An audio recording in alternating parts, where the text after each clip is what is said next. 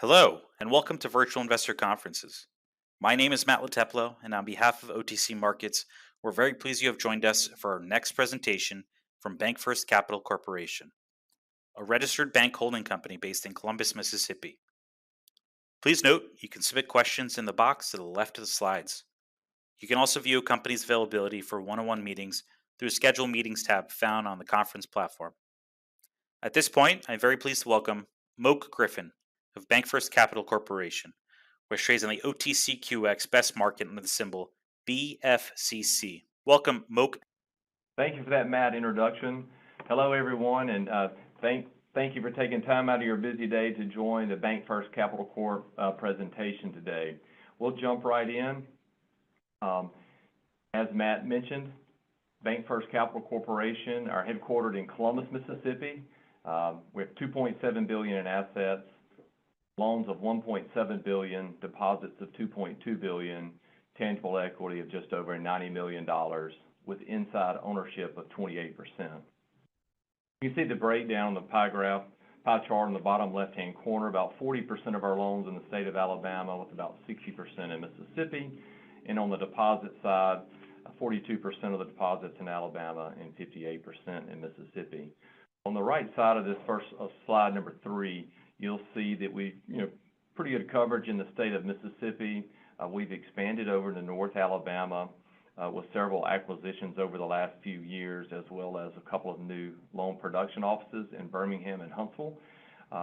Wanted to mention that strategically, our board has also approved looking into moving into the western part of the state of Tennessee. So that's why Tennessee's on that graph.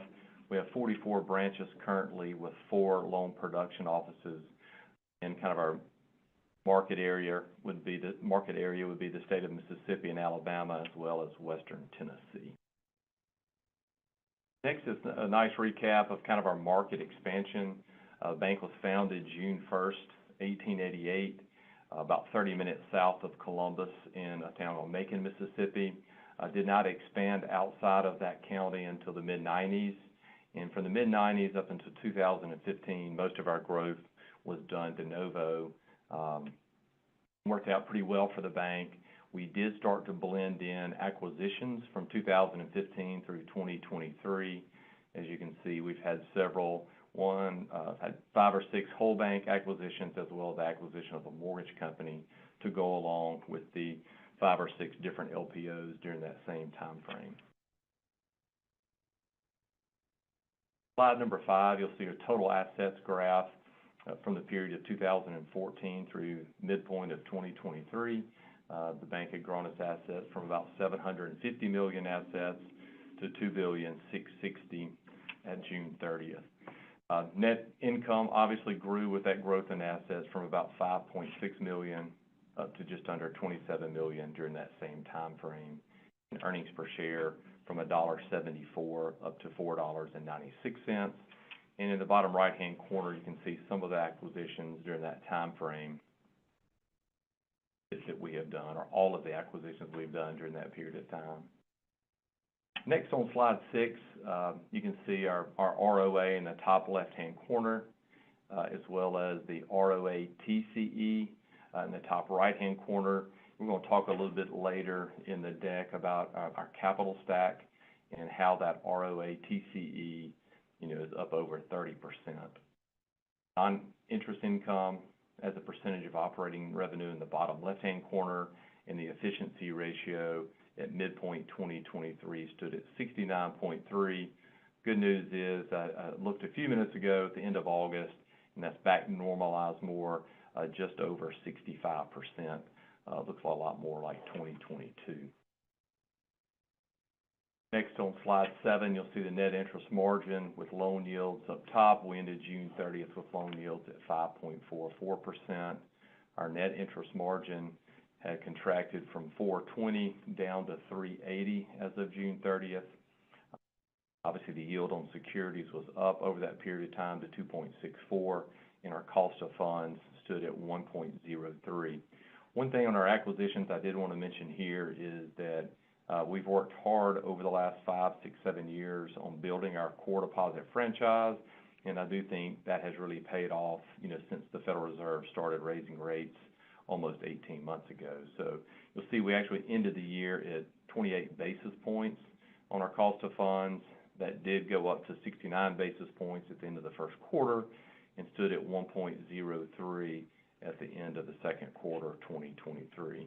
Obviously, we do see those cost of funds continue to increase, but I do think we were able to delay some of those increases maybe a little bit longer than potentially our peers were able to do. Next, we just hit some financial information, time frame from 2018 to 2023, and assets have grown from $975 million to just under $2.7 billion. Compounded annual growth rate of about 34.5% during that time frame. Deposits, a very similar growth rate at just under 34%, going from $829 million to $2.2 billion, and net income increasing from $9.8 million up to $26.7 million during that same time frame. Loan composition, just wanted to mention a couple of things here. Classified assets as of June 30th look good. They represent a total of 1.3% of total loans as of the end of the second quarter. Loan growth has been steady.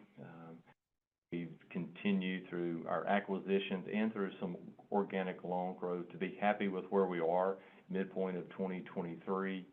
A couple of things with office and retail buildings wanted to mention. Not really a big market for us. Those loans represent less than 5% of the total loans at BankFirst. So it's really not something we have a lot of exposure to. And, I think we only have one loan in the entire bank that's a building, office building greater than 3 stories tall. So again, got several, looks like 7 different loans that are 3 stories high. But again, not something that we focus on the areas that you may be hearing on the national news where there may be some issues. Just don't think that's going to be a problem or an issue here at BankFirst. Any of you that have followed our bank in the past, that at one time we did have more hotel exposure. We've gotten that exposure down to, again, about 5% of total loans, which also represents about 13% of total commercial real estate. And as of June 30th, we had 0% past due, 30 days. So we feel pretty good about where our hotel book of business is as well.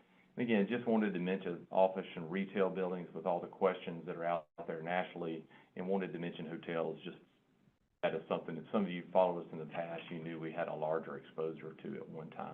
We've reduced that. So feel good about asset quality and where the loan portfolio is today. Here's a little slide to show some of the total loan growth in our real estate concentration over that same 2018 to 2023 time frame. We've been able to grow loans about 25-26% on an annual compounded rate.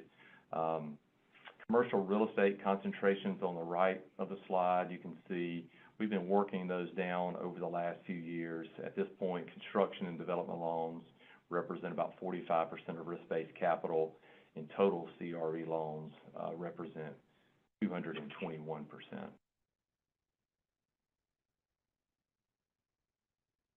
A little more on asset quality here.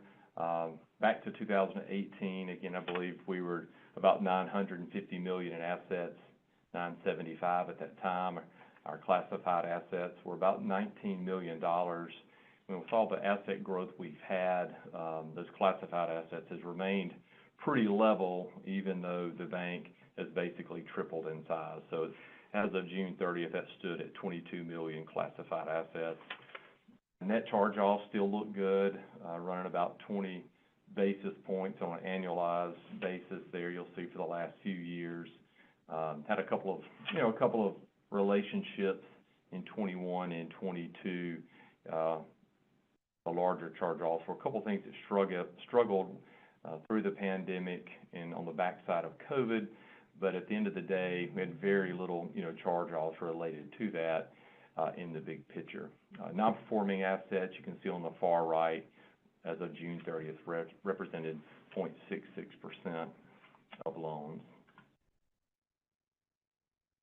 I'm going to talk for just a minute about the deposit franchise. I mentioned this is something that we've been working hard on for the last 5 or 6 years. A lot of our M&A strategy has been focused on core deposits and making sure that our core deposit franchise was really strong. So you can just kind of glance there on the right-hand side, the growth in non-interest-bearing deposits. Basically, over that period of time, that last 5 years, our deposits have basically doubled in size. We've been able to keep that non-interest percentage around the 26-27% of total deposits, so we feel good about that. As rates increase, as we mentioned earlier, just felt good about the stickiness of those deposits. Slide 14 is a quick capital overview. You can see in the top left-hand corner, you can see the green represents our bank level capital levels, and the gray represents our company levels. We got the leverage ratio in the top left-hand corner. Ended the quarter with the bank right at 10% leverage, and the holding company just under 12% leverage. Total capital risk-weighted assets in the top right-hand corner, that ended at second quarter at 15.6% at the bank level and 19.1% at the. Again, down the bottom of this slide 14, you may see tangible common equity numbers that are lower than what many bank investors are used to. And again, we're going to tackle some of that here in just a minute when we look at the capital stack, but mainly due to the injection of the perpetual preferred stock from the U.S. Treasury as it relates to the ESIP, or Emergency Capital Investment Program, from the U.S. Treasury. So again, we'll jump in there in just a minute. Liquidity position with all that happened in the first and bled into the second quarter, just kind of wanted to mention where we were. A couple of things. You see loan to deposit ratio running about 78% at the end of the second quarter. See all of our different liquidity ratios in the top right-hand corner, and in the bottom right-hand corner, you can see some of the free securities that we would have some availability to sell if we needed to. And then down on the bottom, external sources, the lines that we have available with the Federal Home Loan Bank, correspondent banks, and the Federal Reserve. And as of June 30th, there were no outstanding balances on those. So I feel like we're in a good liquidity position remainder of the year. Securities portfolio composition, just kind of wanted to mention, we did back in the first quarter of 2023, we did mark part of our portfolio held to maturity, and you can see the pie graphs here on page 16 with a nice breakdown of what the available for sale securities, what type of securities they're made up of. We won't walk through all of that, and then also the held to maturity in the breakdown of mortgage-backed securities, as well as tax-exempt and taxable munis. So overall, June 30th, we had a 2.84% book yield, average life of 7.5 years, and 6.41 years effective duration. 47% of the portfolio was AFS and 53% held to maturity. Non-interest income, just take a minute here, look at that past 6 years again. Something we focused on as well, in addition to the core deposit franchise, was becoming a better non-interest income earner. And you can see some of those results there with about 32% compounded annual growth rate from 2018 to 2023. And of course, that includes the mortgage income numbers, which obviously are off pretty heavily in 2022 and 2023 with the rise in interest rates. But feel good overall where we are with our non-interest income. Next is a quick overview of our BankFirst Capital Corporation. I mentioned this a minute ago, but the ESIP investment is something that's kind of a company changing for BankFirst Capital Corp. It was created by the Consolidated Appropriations Act of 2021 in response to the COVID-19 pandemic. The U.S. Treasury invested in BankFirst in the form of perpetual preferred stock Obviously being perpetual, never has to be repaid. We had a 0% dividend to the Treasury from BankFirst for the first 24 months, and then a 2% dividend, paid indefinitely. Stock is obviously not diluted to the common shareholder since it is preferred stock. BankFirst, we did have some experience dealing with and working with the U.S. Treasury. We had a lot of experience being a CDFI, a Community Development Financial Institution designation that we received in 2010, and it's something that's been important for our bank. So we are one of the larger CDFIs in the country, and felt like this program, the Emergency Capital Investment Program, ECIP, was kind of the right program at the right time for our bank. Investment was made April of 2022 by the U.S. Treasury, and since that time we've been able to do 2 acquisitions. We've been able to focus on growing the type loans that are beneficial for our communities during that period of time, and we've been able to invest some of those dollars in infrastructure and people in order for us to help carry out our mission as a CDFI. So a really big event, in BankFirst history, and we'll get to that capital stack in just a minute. Let's see, the total amount, the U.S. Treasury initially invested $175 million in the perpetual preferred stock in BankFirst. This year, when we purchased Mechanics Bank, they were also a CDFI. That closing was January 1st of 2023. We were also able to acquire just under $14 million of the perpetual preferred stock from Mechanics Bank. So now on our balance sheet, we've got between $188 and $189 million of perpetual preferred stock. All right, shareholder returns here. You'll see tangible book value. That graph is obviously headed sideways, actually down over that 6-year time frame, just about 5% on a growth rate. And some of that has to do with, since 2018, we've done 5 different all-cash acquisitions. So obviously when you do that, your tangible book value is going to be decreased and your earnings per share is going to be increased. So if we kind of focus there for just a minute, to tangible book value, of course you see the dividend focus in the middle slide that has increased from 47 cents to $1. But then look at the earnings per share and toggle with me just for a minute between the tangible book value and the earnings per share, so you can see the results of those 5 different all-cash acquisitions done in that time frame. Actually, one of those 5 acquisitions did take some BankFirst stock, but for the most part, most of those assets have been acquired with cash.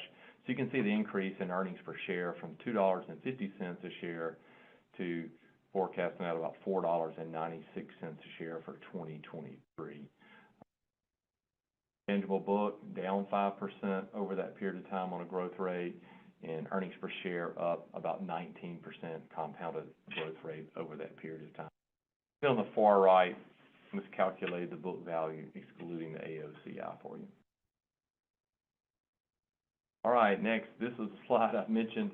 In hindsight, I should have pulled this up earlier in the deck or brought it up sooner in the presentation. But take a look on the left-hand side. You'll see our regulatory capital as of June 30th. And you can just kind of see, we've got common equity now just under $105 million. There's perpetual preferred stock through the ECIP program of almost $189 million. Trust preferred issued, BankFirst had issued some of that, and then we've also acquired some of that trust preferred in our acquisitions, but about $15 million. So in total, Tier 1 capital right at $308 million. Then in Tier 2 capital, you can see CECL and sub-debt of $15 million for a total Tier 2 capital of under $38 million.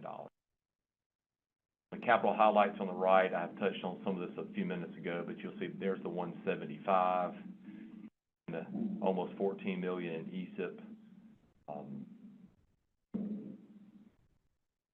as well as some detail on the $15 million in sub-debt that we have outstanding. So all in all, referring back to the capital slide from a few minutes ago, obviously you can see when you look at the TCE or the common equity ratios, look really a lot lower than you're used to seeing, and that's obviously because you have about $189 million, such a large percentage of that capital stack is actual and perpetual preferred, versus common equity.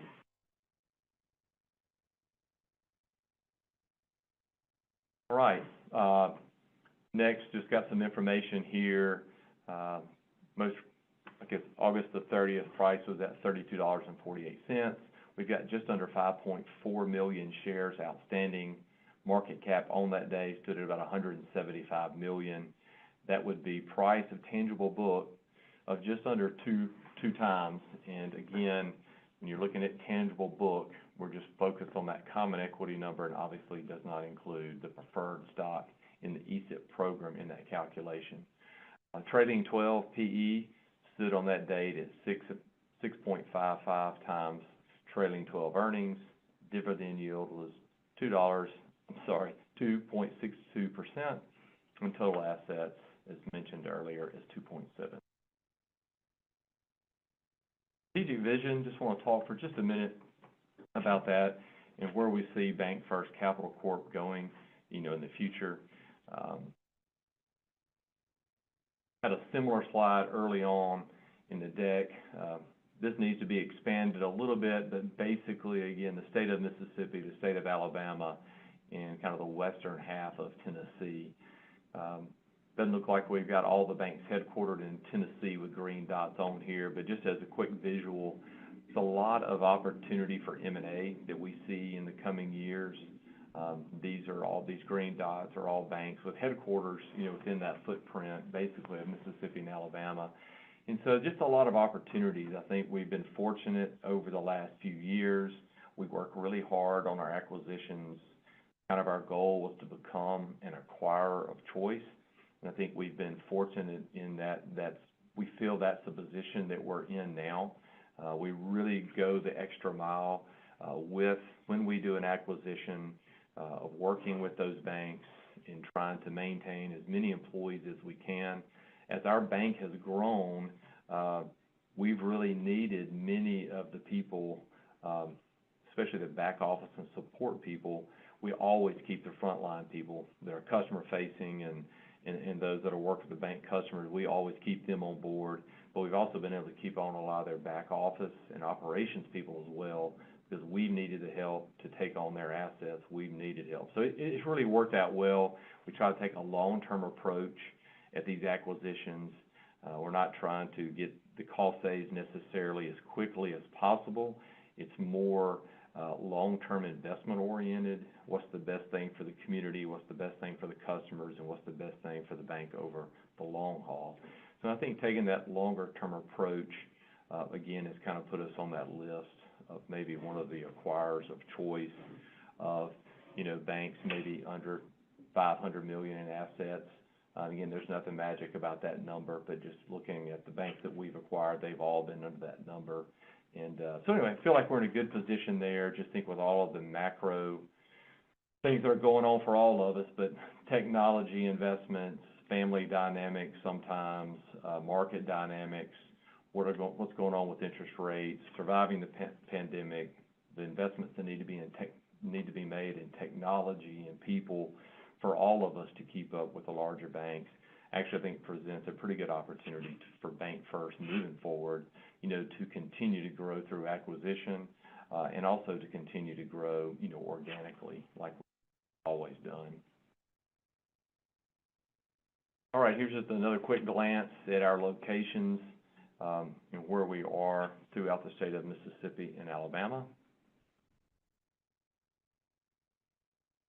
With that, these next few slides are just some additional financial information and balance sheet highlights, income statement highlights,